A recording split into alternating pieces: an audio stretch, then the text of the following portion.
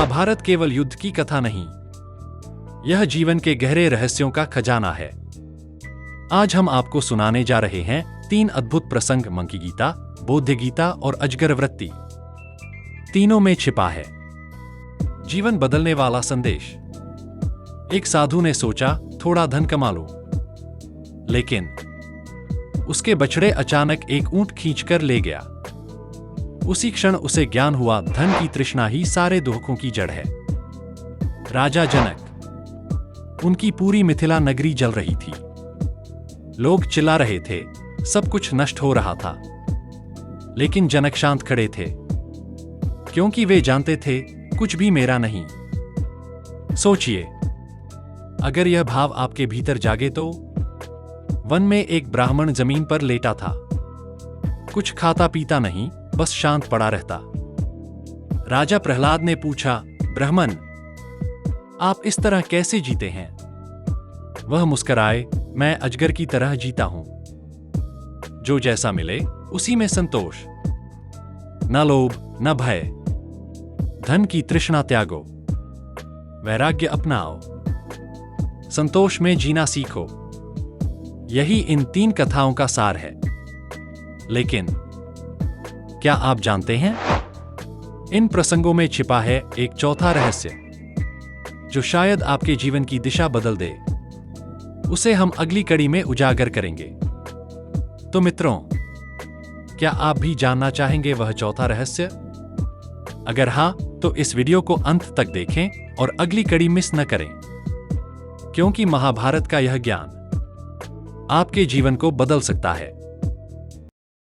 युद्धोत्तर महाभारत। युद्ध के बाद धर्मराज युधिष्ठिर की शंका शांत करता है। भीष्म का गीता सा उपदेश पर राज सिंहासन पर बैठे पांडवों को शांति कहा। गांधारी का शाप पूर्ण होता है। यदुवंश का विनाश, कृष्ण का महाप्रयाण, परीक्षित का जन्म, और फिर धरती से विरक्त पांडव, हिमालय की राह पर अंतिम यात्रा। यह है युद्धोत्तर महाभारत, जहां संघर्षों के बाद भी धर्म की यात्रा अनंत और प्रकाशमयी है। यह है युद्धोत्तर महाभारत, जहां विजय केवल युद्ध की नहीं, आत्मा की शांति और धर्म की खोज है। यह है युद्धोत्तर महाभारत, जहां अंत नहीं, बल्कि धर्म की अनंत यात्रा का आरंभ है। ओम नमो नारायणाय। श्री हरि श्री। युद्धोत्तर महाभारत, शांति पर्व, मोक्ष धर्म पर्व, अध्याय 177। मंकी गीता, धन की तृष्णा से दुख और उसकी कामना के त्याग से परम सुख की प्राप्ति। युधिष्ठिर ने पूछा, दादाजी, यदि कोई मनुष्य धन की तृष्णा से ग्रस्त होकर तरह तरह के उद्योग करने पर भी धन न पा सके तो वह क्या करे, जिससे उसे सुख की प्राप्ति हो सके? भीष्म जी ने कहा, भारत, सब में समता का भाव, व्यर्थ परिश्रम का अभाव, सत्य भाषण, संसार से वैराग्य और कर्मासक्ति का अभाव, ये पांचों जिस मनुष्य में होते हैं वह सुखी होता है। ज्ञानवृद्ध पुरुष इन्हीं 5 वस्तुओं को शांति का कारण बताते हैं। यही स्वर्ग है, यही धर्म है और यही परम उत्तम सुख माना गया है। युधिष्ठिर, इस विषय में जानकार पुरुष एक प्राचीन इतिहास का उदाहरण दिया करते हैं। मंकी नामक मुनि ने भोगों से विरक्त होकर जो उद्गार प्रकट किया था, वही इस इतिहास में वर्णित है। उसे बताता हूं, सुनो। मंकी धन के लिए अनेक प्रकार की चेष्टाएं करते थे, परंतु हर बार उनका प्रयत्न व्यर्थ हो जाता था। अंत में जब बहुत थोड़ा धन शेष रह गया तो उसे देकर उन्होंने 2 नए बछड़े खरीदे। एक दिन उन दोनों बछड़ों को परस्पर जोड़कर वे हल चलाने की शिक्षा देने के लिए ले जा रहे थे। जब वे दोनों बछड़े गांव से बाहर निकले तो बैठे हुए एक ऊंट को बीच में करके सहसा दौड़ पड़े। जब वे उसकी गर्दन के पास पहुंचे तो ऊंट के लिए यह असह्य हो उठा। वह रोष में भरकर खड़ा हो गया और उन दोनों बछड़ों को ऊपर लटकाए बड़े जोर से भागने लगा। बलपूर्वक अपहरण करने वाले उस ऊंट के द्वारा उन दोनों बछड़ों को अपहरित होते और मरते देख मंकी ने कहा, मनुष्य कैसा ही चतुर क्यों न हो, जो उसके भाग्य में नहीं है, उस धन को वह श्रद्धापूर्वक प्रयत्न करके भी नहीं पा सकता। पहले मैंने जो प्रयत्न किया उसमें अनेक प्रकार के अनर्थ खड़े हो गए थे। फिर भी मैं धनोपार्जन की ही चेष्टा में लगा रहा, परंतु देखो आज इन बछड़ों की संगति से मुझ पर कैसा देव उपद्रव आ गया। यह केवल देव की ही लीला है। हठपूर्वक किए हुए पुरुषार्थ से क्या होता है? यदि कभी कोई पुरुषार्थ सफल होता भी दिखाई देता है तो वहां भी खोज करने पर देव का ही सहयोग सिद्ध होता है। अतः सुख की इच्छा रखने वाले पुरुष को धन आदि की ओर से वैराग्य का ही आश्रय लेना चाहिए। धनोपार्जन की चेष्टा से निराश होकर जो विरक्त हो जाता है वह सुख की नींद सोता है। आहा! शुकदेव मुनि ने जनक के राजमहल से विशाल वन की ओर जाते समय सब ओर से बंधन मुक्त होकर क्या ही अच्छा कहा था। जो मनुष्य अपनी समस्त कामनाओं को पा लेता है और जो इन सबका केवल त्याग कर देता है, इन दोनों में कामनाओं का त्याग ही श्रेष्ठ है। कोई भी पहले कभी धन आदि के लिए होने वाली संपूर्ण प्रवृत्तियों का अंत नहीं पा सका है। शरीर और जीवन के प्रति मूर्ख मनुष्य की ही तृष्णा बढ़ती है। ओ कामनाओं के दास मन, तू सब प्रकार की चेष्टाओं से निवृत्त हो जा और वैराग्यपूर्वक शांति धारण कर। तू धन की चेष्टा करके बार बार ठगा गया है तो भी उसकी ओर से वैराग्य नहीं होता। ओ धन की कामना वाले मन, यदि तुझे मेरा विनाश नहीं करना है, यदि तू इसी प्रकार मेरे साथ आनंदपूर्वक रहना चाहता है तो मुझे व्यर्थ लोभ में न फंसा। तूने बार बार द्रव्य का संचय किया और वह बारंबार नष्ट होता चला गया। धन की इच्छा रखने वाले मूढ़, क्या कभी तू धन की इस तृष्णा और चेष्टा का त्याग करेगा? अहो, यह मेरी कैसी नादानी है जो मैं तेरे हाथ का खिलौना बना हुआ हूं। यदि ऐसी बात न होती तो क्या कोई समझदार पुरुष कभी दूसरों की दास्ता स्वीकार कर सकता है? पूर्वकाल के तथा पीछे के मनुष्य भी कभी कामनाओं का अंत नहीं पा सके हैं। अतः मैं समस्त कर्मों का आयोजन त्याग कर सावधान हो गया हूं और मैं पूर्णतः जग गया हूं। काम निश्चय ही तेरा हृदय फौलाद का बना हुआ है, अतएव अत्यंत सुदृढ़ है। यही कारण है कि सैकड़ों अनर्थों से व्याप्त होने पर भी इसके सैकड़ों टुकड़े नहीं हो जाते। काम, मैं तुझे अच्छी तरह जानता हूं और जो कुछ तुझे प्रिय लगता है उससे भी परिचित हूं। चिरकाल से तेरा प्रिय करने की चेष्टा करता चला आ रहा हूं, परंतु कभी मेरे मन में सुख का अनुभव नहीं हुआ। काम, मैं तेरी जड़ को जानता हूं। तू संकल्प से उत्पन्न होता है। अब मैं तेरा संकल्प ही नहीं करूंगा, जिससे तू समूल नष्ट हो जाएगा। धन की इच्छा सुखदायिनी नहीं है। यदि धन मिल भी जाए तो उसकी रक्षा के लिए बड़ी भारी चिंता बढ़ जाती है, और यदि एक बार मिलकर वह नष्ट हो जाए तब तो मृत्यु के समान ही भयंकर कष्ट होता है। और उद्योग करने पर भी धन मिलेगा या नहीं, यह निश्चित नहीं होता। यदि धन की उपलब्धि हो भी जाए तो उतने से मनुष्य संतुष्ट नहीं होता, बल्कि अधिक धन की तलाश करने लग जाता है। काम, यह धन गंगाजल के समान तृष्णा की ही वृद्धि करने वाला है। मैं अच्छी तरह जान गया हूं कि यह तृष्णा मेरे विनाश का कारण है। अतः तू मेरा साथ छोड़ दे। मेरे इस शरीर का आश्रय लेकर जो पांचों भूतों का समुदाय स्थित है, वह अपनी इच्छा के अनुसार इसमें रहे या चला जाए, इसकी मुझे परवाह नहीं। पंचभूतगण, अहंकार आदि के साथ तुम सब लोग काम और लोभ के पीछे लगे रहने वाले हो। अतः तुम पर मेरा रत्ती भर भी स्नेह नहीं है। इसलिए मैं समस्त कामनाओं को छोड़कर केवल अब सत्वगुण का आश्रय ले रहा हूं। मैं अपने शरीर में मन के अंदर संपूर्ण भूतों को देखता हुआ बुद्धि को योग में, एकाग्रचित्त को श्रवण मनन आदि साधनों में और मन को परमात्मा में लगाकर रोग शोक से रहित एवं सुखी हो अनासक्त भाव से विचरूंगा, जिससे तू फिर मुझे दुखों में न डाल सकेगा। काम, तृष्णा, शोक और परिश्रम, इनका उत्पत्ति स्थान सदा तू ही है। जब तक तू मुझे प्रेरित करके भटकाता रहेगा, तब तक मेरे लिए दूसरी कोई गति नहीं है। धन के नाश में सबसे अधिक दुख है, क्योंकि तब अपने लोग और मित्र भी अपमान करने लगते हैं। मैं तो समझता हूं कि धन का नाश होने पर जो अत्यंत दुख होता है वही सबसे बढ़कर है, क्योंकि जो धन से वंचित हो जाता है उसे अपने भाई बंधु और मित्र भी अपमानित करने लगते हैं। दरिद्र को सहस्र सहस्र तिरस्कार सहने पड़ते हैं। अतः निर्धन अवस्था में बहुत से कष्टदायक दोष हैं, और धन में जो सुख का लेश प्रतीत होता है वह भी दुखों से ही संपादित होता है। जिस पुरुष के पास धन होने का संदेह होता है, उसे उसका धन लूटने के लिए लुटेरे मार डालते हैं, अथवा उसे तरह तरह की पीड़ाएं देकर सताते और सदा उद्वेग में डाले रहते हैं। धनलोलुपता दुख का कारण है, यह बात बहुत देर के बाद मेरी समझ में आई है। काम, तू जिस जिसका आश्रय लेता है उसी उसी के पीछे पड़ जाता है। तू तत्वज्ञान से रहित और बालक के समान मूढ़ है, तुझे संतोष देना कठिन है। आग के समान तेरा पेट भरना असंभव है। तू यह नहीं जानता कि कौन सी वस्तु सुलभ है और कौन सी दुर्लभ। काम, पाताल के समान तुझे भरना कठिन है। तू मुझे दुखों में फंसाना चाहता है, किंतु अब तू फिर मेरे भीतर प्रवेश नहीं कर सकता। अकस्मात धन का नाश हो जाने से वैराग्य को प्राप्त होकर मुझे परम सुख मिल गया है। अब मैं भोगों का चिंतन नहीं करूंगा। पहले मैं बड़े बड़े क्लेश सहता था, परंतु ऐसा बुद्धिहीन हो गया था कि धन की कामनाएं कष्ट हैं, इस बात को समझ ही नहीं पाता था। परंतु अब धन का नाश होने से उससे वंचित होकर मैं संपूर्ण अंगों में क्लेश और चिंताओं से मुक्त होकर सुख से सोता हूं।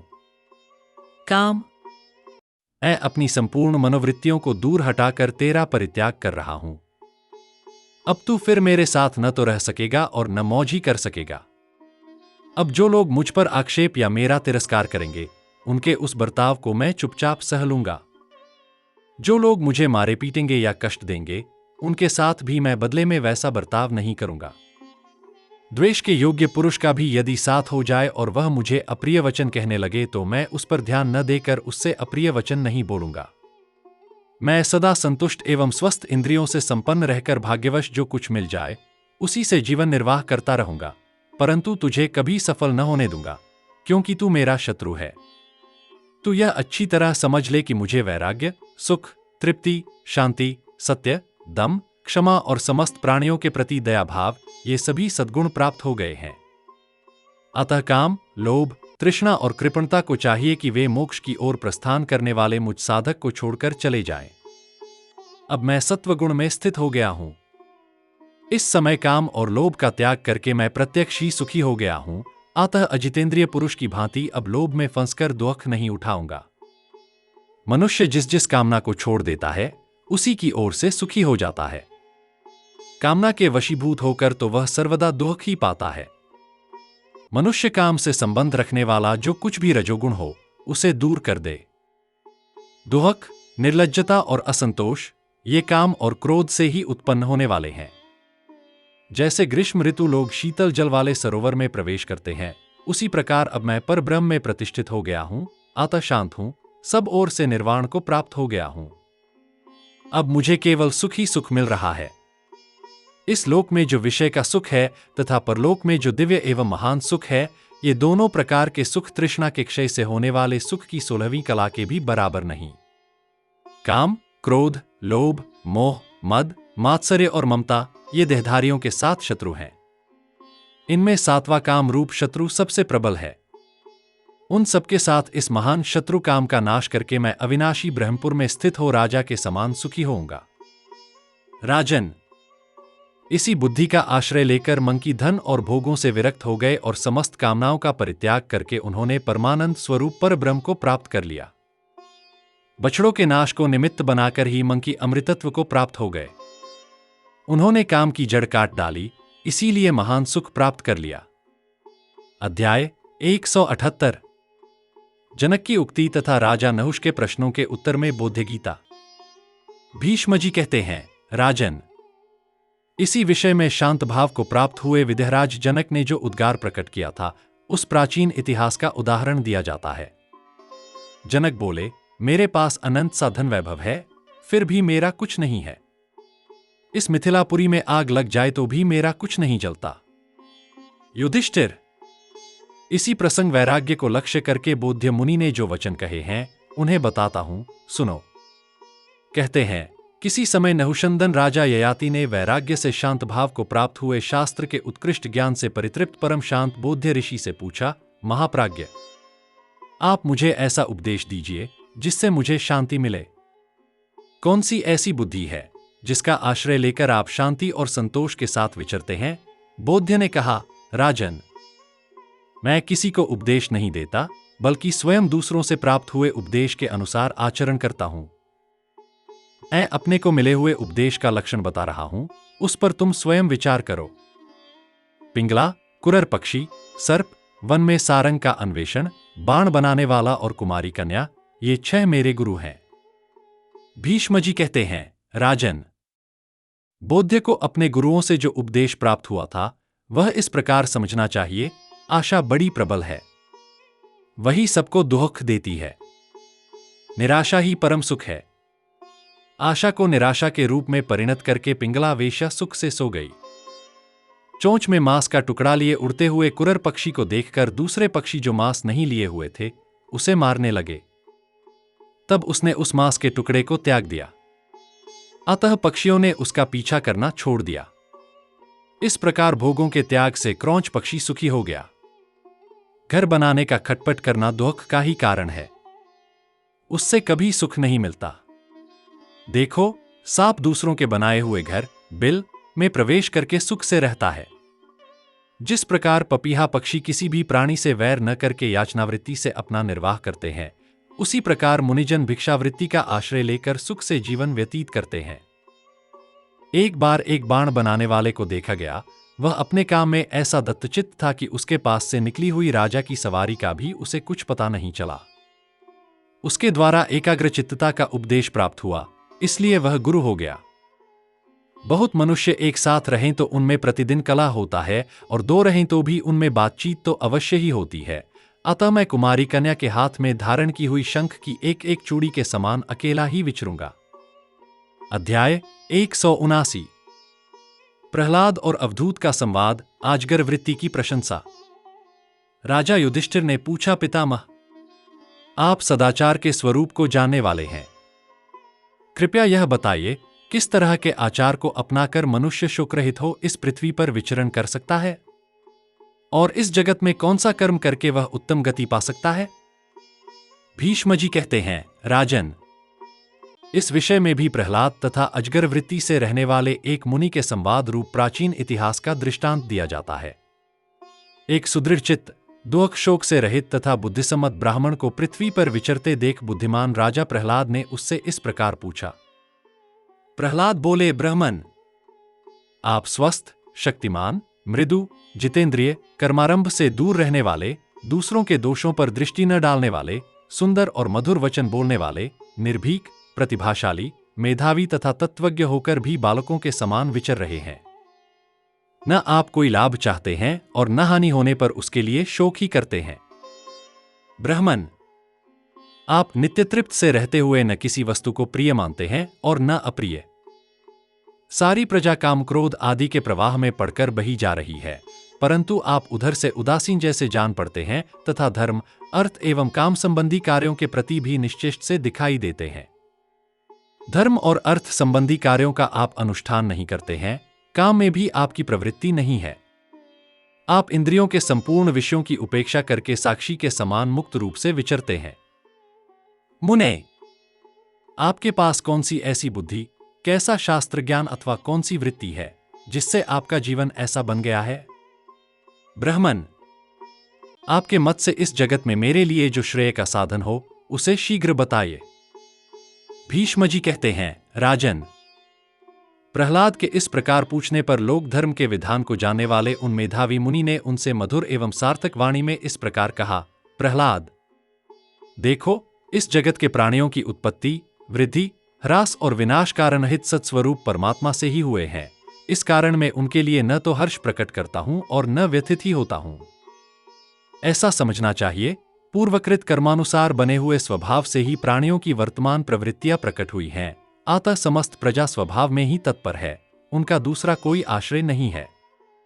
इस रहस्य को समझकर मनुष्य को किसी भी परिस्थिति में संतुष्ट नहीं होना चाहिए। प्रहलाद, देखो, जितने संयोग हैं उनका पर्यवसान वियोग में ही होता है, और जितने संचय हैं उनकी समाप्ति विनाश में ही होती है। यह सब देखकर मैं कहीं भी अपने मन को नहीं लगाता हूं। जो गुणयुक्त संपूर्ण भूत को नाशवान देखता है तथा उत्पत्ति और प्रलय के तत्व को जानता है, उसके लिए यहां कौन सा कार्य अवशिष्ट रह जाता है। महासागर के जल में पैदा होने वाले विशाल शरीर वाले तिमी आदि मत्स्यों तथा छोटे छोटे कीड़ों का भी बारी बारी से विनाश होता देखता हूं। असुरराज, पृथ्वी पर भी जितने स्थावर जंगम प्राणी हैं उन सबकी मृत्यु मुझे स्पष्ट दिखाई दे रही है। दानवश्रेष्ठ, आकाश में विचरने वाले बलवान पक्षियों के समक्ष भी यथा समय मृत्यु आ पहुंचती है।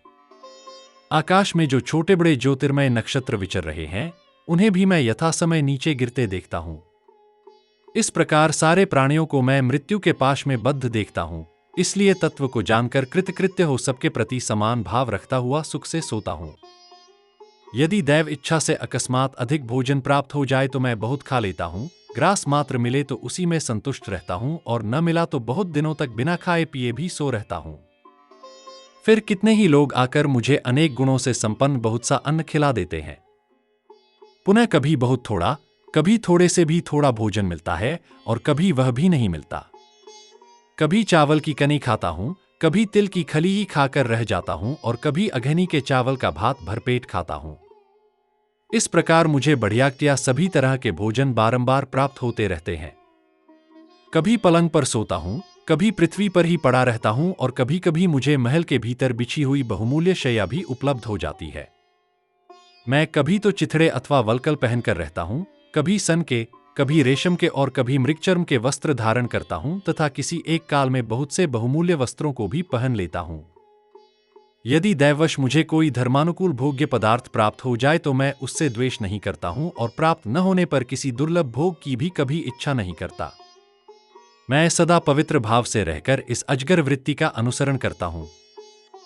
यह अत्यंत सुदृढ़, मृत्यु से दूर रखने वाली, कल्याणमय, शोकहीन, शुद्ध, अनुपम और विद्वानों के मत के अनुकूल है। मूर्ख मनुष्य न तो इसे मानते हैं और न इसका सेवन ही करते हैं। मेरी बुद्धि अविचल है, मैं अपने धर्म से च्युत नहीं हुआ हूं। मेरा सांसारिक व्यवहार परिमित हो गया है। मुझे उत्तम और अधम का ज्ञान है। मेरे हृदय से भय, राग, द्वेष, लोभ और मोह दूर हो गए हैं, तथा पवित्र भाव से रहकर इस अजगरोचित व्रत का आचरण करता हूं। यह अजगर संबंधी व्रत मेरे हृदय को सुख देने वाला है। इसमें भक्ष्य, भोज्य, पेय और फल आदि के मिलने की कोई नियत व्यवस्था नहीं रहती। अनियत रूप से जो कुछ मिल जाए उसी से निर्वाह करना होता है। इस व्रत में प्रारब्ध के परिणाम के अनुसार देश और काल का विभाग नियत है। विश्वलोलुप नीच पुरुष इसका सेवन नहीं करते। मैं पवित्र भाव से इसी व्रत का आचरण करता हूं। जो यह मिले वह मिले, इस प्रकार तृष्णा से दबे रहते हैं और धन न मिलने के कारण निरंतर विषाद करते हैं। ऐसे लोगों की दशा अच्छी तरह देखकर तात्विक बुद्धि से संपन्न हुआ मैं पवित्र भाव से इस अजगर व्रत का आचरण करता हूं। मैं बारंबार देखता हूं कि श्रेष्ठ मनुष्य भी धन के लिए दीन भाव से नीच पुरुष का आश्रय लेते हैं। यह देखकर मेरी रुचि प्रशांत हो गई है। अतः मैं अपने स्वरूप को प्राप्त और सर्वथा शांत हो गया हूं और पवित्र भाव से इस अजगर व्रत का आचरण करता हूं। सुख दुख, लाभानि, अनुकूल और प्रतिकूल तथा जीवन और मरण ये सब दैव के अधीन है। इसलिए मैं इनसे उदासीन रहकर अजगर की भांति जीवन यापन करता हूं। मेरे भय, राग, मोह और अभिमान नष्ट हो गए हैं। मैं धृति, मति और बुद्धि से संपन्न एवं पूर्णतया शांत हूं, और प्रारब्धवश स्वतः अपने समीप आई हुई वस्तु का ही उपभोग करने वालों को देखकर मैं पवित्र भाव से इस अजगर व्रत का आचरण करता हूं। मेरे सोने बैठने का कोई नियत स्थान नहीं है। मैं स्वभावतः दम, नियम, व्रत, सत्य और शौचाचार से संपन्न हूं। मेरे कर्मफल संचय का नाश हो चुका है। मैं प्रसन्नतापूर्वक पवित्र भाव से इस अजगर व्रत का आचरण करता हूं। जिनका परिणाम दुख है, उन इच्छाओं के विषयभूत समस्त पदार्थों से जो विरक्त हो चुका है, ऐसे आत्मनिष्ठ महापुरुष को देखकर मुझे ज्ञान प्राप्त हो गया है। अतः मैं तृष्णा से व्याकुल असंयत मन को वश में करने के लिए पवित्र भाव से इस अजगर व्रत का आचरण करता हूं। मन, वाणी और बुद्धि की उपेक्षा करके इनको प्रिय लगने वाले विषय सुखों की दुर्लभता तथा अनित्यता, इन दोनों को देखने वाले की भांति मैं पवित्र भाव से इस अजगर व्रत का आचरण करता हूं। अपनी कीर्ति का विस्तार करने वाले विद्वानों और बुद्धिमानों ने अपने और दूसरों के मत से गहन तर्क और वितर्क करके ऐसे करना चाहिए, ऐसे करना चाहिए इत्यादि कहकर इस व्रत की अनेक प्रकार से व्याख्या की है। मूर्ख लोग इस अजगर वृत्ति को सुनकर इसे पहाड़ की चोटी से गिरने की भांति भयंकर समझते हैं, परंतु उनकी वह मान्यता भिन्न है। मैं इस अजगर वृत्ति को अज्ञान का नाशक और समस्त दोषों से रहित मानता हूं। अतः दोष और तृष्णा का त्याग करके मनुष्यों में विचरता हूं। भीष्म जी कहते हैं, राजन, जो महापुरुष राग, भय, लोभ, मोह और क्रोध को त्याग कर इस अजगर व्रत का पालन करता है, वह इस लोक में सानंद विचरण करता है। अध्याय 181। सद्बुद्धि का आश्रय लेकर आत्महत्यादि पापकर्म से निवृत्त होने के संबंध में काश्यप ब्राह्मण और इंद्र का संवाद। युधिष्ठिर ने पूछा, पितामह, अब मेरे प्रश्न के अनुसार मुझे यह बताइए कि मनुष्य को बंधुजन, कर्म, धन अथवा बुद्धि, इनमें से किसका आश्रय लेना चाहिए? भीष्म जी ने कहा, राजन, प्राणियों का प्रधान आश्रय बुद्धि है। बुद्धि ही उनका सबसे बड़ा लाभ है। संसार में बुद्धि ही उनका कल्याण करने वाली है। सत्पुरुषों के मत में बुद्धि ही स्वर्ग है। राजा बलि ने अपना ऐश्वर्य क्षीण हो जाने पर पुनः उसे बुद्धिबल से ही पाया था। प्रहलाद, नमुची और मंकी ने भी बुद्धिबल से ही अपना अपना अर्थ सिद्ध किया था। संसार में बुद्धि से बढ़कर और क्या है? इस विषय में विज्ञ पुरुष इंद्र और काश्यप के संवाद रूप प्राचीन इतिहास का उदाहरण दिया करते हैं, उसे सुनो। पूर्वकाल में धन के अभिमान से मतवाले हुए किसी धनी वैश्य ने कठोर व्रत का पालन करने वाले तपस्वी ऋषिकुमार काश्यप को अपने रथ से धक्के देकर गिरा दिया। वे पीड़ा से कराह कर गिर पड़े और कुपित होकर आत्महत्या के लिए उद्यत हो इस प्रकार बोले, अब मैं प्राण दे दूंगा, क्योंकि इस संसार में निर्धन मनुष्य का जीवन व्यर्थ है।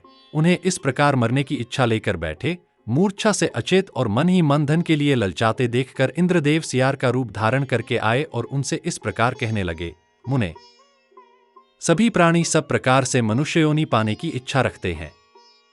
उसमें भी ब्राह्मणत्व की प्रशंसा तो सभी लोग करते हैं। काश्यप, आप तो मनुष्य हैं, ब्राह्मण हैं और श्रोत्रिय भी हैं। ऐसा परम दुर्लभ शरीर पाकर आपको उसमें दोष दृष्टि करके स्वयं ही मरने के लिए उद्यत होना उचित नहीं। संसार में जितने लाभ हैं वे सभी अभिमानपूर्ण हैं, ऐसा सत्य अर्थ का प्रतिपादन करने वाली श्रुति का कथन है। आपका स्वरूप तो संतोष रखने के योग्य है, आप लोभवशी उसकी अवहेलना करते हैं। अहो, जिनके पास भगवान के दिए हुए हाथ हैं, उनको तो मैं कृतार्थ मानता हूं। इस जगत में जिनके पास एक से अधिक हाथ हैं, उनके जैसा सौभाग्य पाने की इच्छा मुझे बारंबार होती है। जैसे आपके मन में धन की लालसा है, उसी प्रकार हम पशुओं को हाथ वाले मनुष्यों से हाथ पाने की अभिलाषा रहती है। हमारी दृष्टि में हाथ मिलने से अधिक दूसरा कोई लाभ नहीं। हमारे शरीर में कांटे गड़ जाते हैं, परंतु हाथ न होने से हम उन्हें निकाल नहीं पाते हैं। जो छोटे बड़े जीव जंतु हमारे शरीर में हंसते हैं, उनको भी हम हटा नहीं सकते। परंतु जिनके पास भगवान के दिए हुए 10 अंगुलियों से युक्त 2 हाथ हैं, वे अपने अंगों से उन कीड़ों को हटाते या नष्ट कर देते हैं। वे वर्षा, सर्दी और धूप से अपनी रक्षा कर लेते हैं, कपड़ा पहनते हैं, सुखपूर्वक अन्न खाते हैं, शैया बिछाकर सोते हैं तथा एकांत स्थान का उपभोग करते हैं। हाथ वाले मनुष्य बैलों से जुती हुई गाड़ी पर चढ़कर उन्हें हाँकते हैं और जगत में उनका यथेष्ट उपभोग करते हैं तथा हाथ से ही अनेक प्रकार के उपाय करके लोगों को अपने वश में कर लेते हैं। मुने, जो दुहक बिना हाथ के दिन दुर्बल और बेजबान प्राणी सहते हैं, सौभाग्यवश वे तो आपको नहीं सहने पड़ते हैं। आपका बड़ा भाग्य है कि आप गीदड़, कीड़ा, चूहा, सांप, मेढक या किसी दूसरी पापयोनि में नहीं उत्पन्न हुए। काश्यप, आपको इतने ही लाभ से संतुष्ट रहना चाहिए। इससे अधिक लाभ क्या होगा कि आप सभी प्राणियों में श्रेष्ठ ब्राह्मण हैं। मुझे ये कीड़े खा रहे हैं, जिन्हें निकाल फेंकने की शक्ति मुझ में नहीं है। हाथ न होने के कारण होने वाली मेरी इस दुर्दशा को आप प्रत्यक्ष देख लें। आत्महत्या करना पाप है, यह सोचकर ही मैं अपने इस शरीर का परित्याग नहीं करता हूं। मुझे भय है कि मैं इससे भी बढ़कर किसी दूसरी पापयोनि में न गिर जाऊं।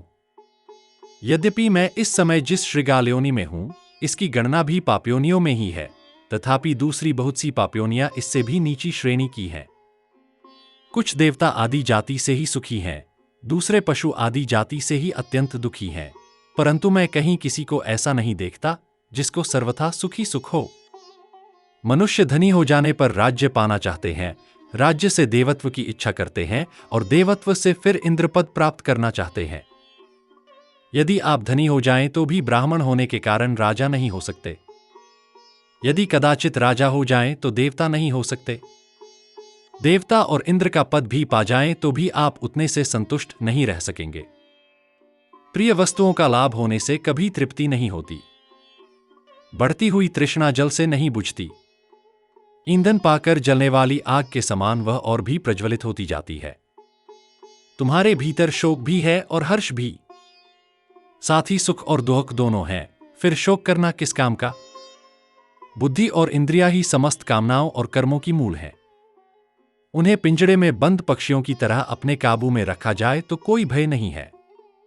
मनुष्य को दूसरे सिर और तीसरे हाथ के कटने का कभी भय नहीं होता है। जो वास्तव में है ही नहीं, उसके कारण भय भी नहीं होता है। जो किसी विषय का रस नहीं जानता, उसके मन में कभी उसकी कामना भी नहीं होती। स्पर्श से, दर्शन से अथवा श्रवण से भी कामना का उदय होता है। आपने शायद वारुणी मदिरा और कुछ विशेष चिड़ियों का नाम भी नहीं सुना होगा, क्योंकि इन्हें आपने कभी ग्रहण नहीं किया है। किंतु जो लोग इन्हें खाते पीते हैं, उनके लिए यही सर्वोत्तम भोग्य पदार्थ माने जाते हैं। प्राणियों में जितने भी भक्ष्य पदार्थ हैं, जिन्हें आपने कभी नहीं खाया है, उनकी स्मृति भी आपके मन में नहीं आती। इसीलिए मेरा मानना है कि किसी वस्तु को न खाना, न छूना और न देखना, यह नियम लेना ही मनुष्य के लिए कल्याणकारी है। जिन मनुष्यों के दोनों हाथ ठीक ठाक बने हुए हैं, वही वास्तव में बलवान और धनवान कहे जा सकते हैं। परंतु मनुष्यों को मनुष्यों ने ही दास बना रखा है। कितने ही मनुष्य बार बार वध और बंधन के कष्ट भोगते रहते हैं, फिर भी वे प्राण नहीं त्यागते, बल्कि आपस में हंसते, खेलते और आनंदित होते हैं। बहुत से बलवान, विद्वान और मनस्वी मनुष्य भी तुच्छ और निंदित वृत्तियों से जीवन यापन करते हैं। वे चाहे तो किसी दूसरी वृत्ति का सेवन करने में भी समर्थ होते हैं, किंतु अपने कर्म के अनुसार जो नियत है, वही अंत में होता है। यहां तक कि चांडाल भी अपने जीवन से संतुष्ट रहता है, वह अपने शरीर का त्याग नहीं करना चाहता। यह भगवान की माया शक्ति का ही प्रभाव है। कश्यप, देखो कितने ही मनुष्य लंगड़े, लूले, विकलांग या रोगों से ग्रस्त हैं। इसकी तुलना में तुम पूर्ण और निरोग शरीर के साथ जन्मे हो, तुम्हें मानव शरीर का बड़ा लाभ प्राप्त हुआ है। यदि तुम्हारा शरीर निर्भय और निरोग है, अंग प्रत्यंग पूरे हैं और समाज में कोई भी तुम्हें धिक्कार नहीं सकता, तो तुम्हें निराश होने का कोई कारण नहीं है। भले ही किसी कलंक या दोष का आरोप हो, तब भी प्राणत्याग का विचार मत करो। धर्म के लिए खड़े हो जाओ। यदि तुम मेरी बात सुनो और उस पर श्रद्धा रखो, तो तुम्हें वेदोक्त धर्म के पालन का श्रेष्ठ फल प्राप्त होगा। तुम स्वाध्याय, अग्निहोत्र, सत्य, संयम और दान का पालन करो। किसी से स्पर्धा मत करो। जो ब्राह्मण स्वाध्याय और यज्ञ में लगे रहते हैं, वे चिंता क्यों करें? वे आत्महत्या जैसी बुरी बात क्यों सोचें? वे तो यज्ञादि करते हुए ही महान सुख पा सकते हैं। जो उत्तम नक्षत्र, उत्तम तिथि और शुभ मुहूर्त में जन्मे हैं, वे यज्ञ और दान करते हैं तथा संतानोत्पत्ति में भी लगते हैं। किंतु जो अशुभ नक्षत्र और तिथियों में जन्म लेते हैं, वे यज्ञ और संतान से वंचित रहकर आसुरी योनि में पड़ जाते हैं। मैं स्वयं भी पूर्व जन्म में एक पंडित था, परंतु मैंने कुतर्क करके वेदों की निंदा की। मुझे तर्कशास्त्र में अधिक मोह था और उसी में आनंद लेता था। सभाओं में जाकर मैं तर्क वितर्क करता और जहां ब्राह्मण वेदवाक्यों पर श्रद्धा से विचार करते, वहां मैं उनसे विवाद करता, उनका अपमान करता और अपने तर्क ही दोहराता रहता। मैं नास्तिक था, हर बात पर शंका करता और मूर्ख होते हुए भी अपने को बड़ा पंडित मानता था। यही कारण है कि आज मुझे सियार की योनि प्राप्त हुई। अब मेरा यही विचार है कि किसी प्रकार फिर से मनुष्य योनि मिल सके, जहां मैं संतुष्ट और सावधान रहकर यज्ञ, दान और तप में लगा रहूं, जाने योग्य वस्तु को जानूं और त्याज्य वस्तु का त्याग कर सकूं। यह सुनकर कश्यप मुनि आश्चर्यचकित होकर खड़े हो गए और बोले, अहो, तुम तो बहुत बुद्धिमान और कुशल हो। मुनि ने उसे ज्ञान दृष्टि से देखा और पहचान लिया कि वास्तव में वह देवेंद्र इंद्र ही है। तब कश्यप ने इंद्र का पूजन किया और उनकी आज्ञा लेकर अपने आश्रम लौट आए। युद्धोत्तर महाभारत। युद्ध के बाद धर्मराज युधिष्ठिर की शंका शांत करता है। भीष्म का गीता सा उपदेश पर राज सिंहासन पर बैठे पांडवों को शांति कहा। गांधारी का शाप पूर्ण होता है। यदुवंश का विनाश, कृष्ण का महाप्रयाण, परीक्षित का जन्म और फिर धरती से विरक्त पांडव, हिमालय की राह पर अंतिम यात्रा। यह है युद्धोत्तर महाभारत, जहां संघर्षों के बाद भी धर्म की यात्रा अनंत और प्रकाशमयी है। यह है युद्धोत्तर महाभारत, जहां विजय केवल युद्ध की नहीं, आत्मा की शांति और धर्म की खोज है। यह है युद्धोत्तर महाभारत, जहां अंत नहीं, बल्कि धर्म की अनंत यात्रा का आरंभ है। ओम नमो नारायणाय। श्री हरि श्री महर्षि वेद व्यास प्रणीत महाभारत पंचम खंड शांति पर्व, गीता प्रेस, गोरखपुर। हरि बोल।